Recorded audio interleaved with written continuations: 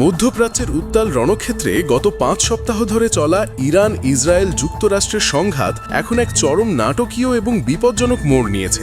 দক্ষিণ পশ্চিম ইরানের খুজেস্তান প্রদেশের আকাশে মার্কিন বিমান বাহিনীর একটি F-15E যুদ্ধবিমান ভূপাতিত হওয়ার ঘটনাকে কেন্দ্র করে শুরু হয়েছে এক রুদ্ধশ্বাস উদ্ধার অভিযান। দুজন ক্রু সদস্যের মধ্যে একজনকে উদ্ধার করা গেলেও নিখোঁজ রয়েছেন আরেকজন পাইলট, আর তাকে ফিরিয়ে আনতে ইরানের ভূখণ্ডে সরাসরি অভিযানে নেমেছে মার্কিন স্পেশাল ফোর্স। ইরান দাবি করছে তাদের অত্যন্ত শক্তিশালী ও আধুনিক এয়ার ডিফেন্স সিস্টেমের মাধ্যমেই এই মার্কিন যুদ্ধবিমানটিকে ঘায়েল করা হয়েছে। যেখানে মার্কিন প্রশাসন এতদিন দাবি করে আসছিল যে তারা আকাশে সম্পূর্ণ আধিপত্য বা এয়ার সুপিরিয়রিটি বজায় রেখেছে, সেখানে এই ঘটনা ট্রাম্প প্রশাসনের জন্য এক বড় চ্যালেঞ্জ হয়ে দাঁড়িয়েছে।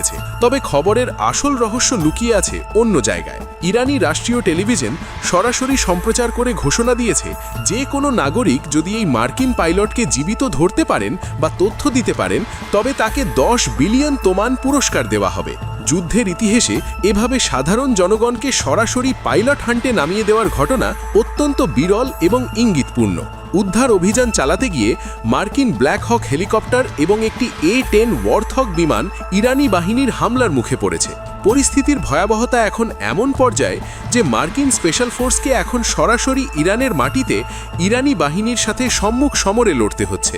যদিও মার্কিন প্রশাসন আনুষ্ঠানিকভাবে বিমান হারানোর সব তথ্য এখনও পুরোপুরি প্রকাশ করেনি, তবে ভেতরকার বিশ্লেষণ বলছে এই যুদ্ধে এটিই যুক্তরাষ্ট্রের প্রথম বড় ধরনের সামরিক ক্ষয়ক্ষতি।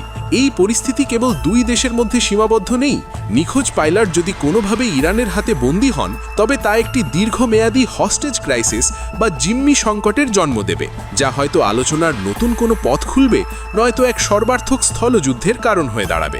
অন্যদিকে এই উত্তেজনার সরাসরি প্রভাব পড়েছে বিশ্ব অর্থনীতিতে। স্ট্রেট অফ হরমুজে তেলের সরবরাহ ব্যাহত হওয়ার আশঙ্কায় তেলের দাম ইতিমধ্যেই আকাশচুম্বী হতে শুরু করেছে। এখন প্রশ্ন হলো, ট্রাম্প প্রশাসন কি তাদের পাইলটকে জীবিত ফিরিয়ে এনে তাদের সামরিক সক্ষমতা প্রমাণ করতে পারবে, নাকি এই ঘটনা ইরানকে কূটনৈতিকভাবে আরও শক্তিশালী অবস্থানে নিয়ে যাবে?